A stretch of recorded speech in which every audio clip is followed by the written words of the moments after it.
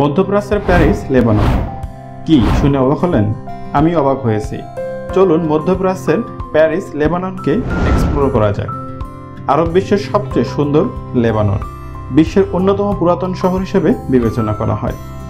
বন্ধুরা, ফরেনসিক বাংলা এ পর্বে জানব লেবানন সম্পর্কে। তো চলুন শুরু করা যাক মূল ভিডিও। লেবানন একটি মধ্যপ্রাচ্যের ছোট কিন্তু সাংস্কৃতিকভাবে সমৃদ্ধ দেশ, যা তার ঐতিহাসিক প্রেক্ষাপট, বৈচিত্র্যপূর্ণ জনগোষ্ঠী এবং ভূরাজনৈতিক অবস্থানের জন্য বিশেষভাবে পরিচিত। এটি পূর্ব ভূমধ্যসাগরের তীরে অবস্থিত এবং বিভিন্ন কারণে বৈশ্বিক মনোযোগ আকর্ষণ করে থাকে। লেবানন একটি ছোট্ট দেশ, যার আয়তন প্রায় 10,452 বর্গ কিলোমিটার। দেশটির পশ্চিমে ভূমধ্যসাগরের তীর ঘেঁষে রয়েছে এবং পূর্বে সিরিয়া ও দক্ষিণে ইসরায়েলের সীমানা ভাগাভাগি করেছে। এখানে পাহাড়, সমুদ্র এবং উপত্যকা সবই রয়েছে, যা দেশটির ভূগোলকে বৈচিত্র্যময় করে তুলেছে। লেবাননের সুন্দর পাহাড়ি এলাকা এবং উপকূলীয় এলাকা পর্যটকদের জন্য আকর্ষণীয়। লেবাননের রাজধানী হল বৈরুত, যা দেশের সবচেয়ে বড় শহর এবং বাণিজ্যিক, সাংস্কৃতিক ও রাজনৈতিক কেন্দ্র। বৈরুতকে মধ্যপ্রাচ্যের প্যারিস হিসেবেও অভিহিত করা হয় তার আধুনিক ও ঐতিহাসিক বৈশিষ্ট্যের জন্য। বৈরুত ছাড়াও ত্রিপোলি এবং সিডন এর মতো শহরগুলো গুরুত্বপূর্ণ। লেবাননের জনগোষ্ঠী ধর্মীয় এবং সাংস্কৃতিক বৈচিত্র্যে ভরপুর।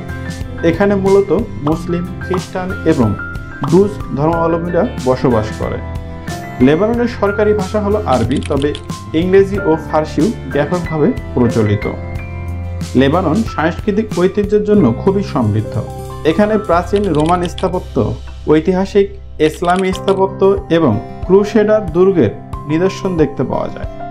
বিখ্যাত বালবেক মন্দির, টাইগর এবং সিডনের মতো প্রত্নতাত্ত্বিক স্থানগুলি পর্যটকদের জন্য আকর্ষণীয়।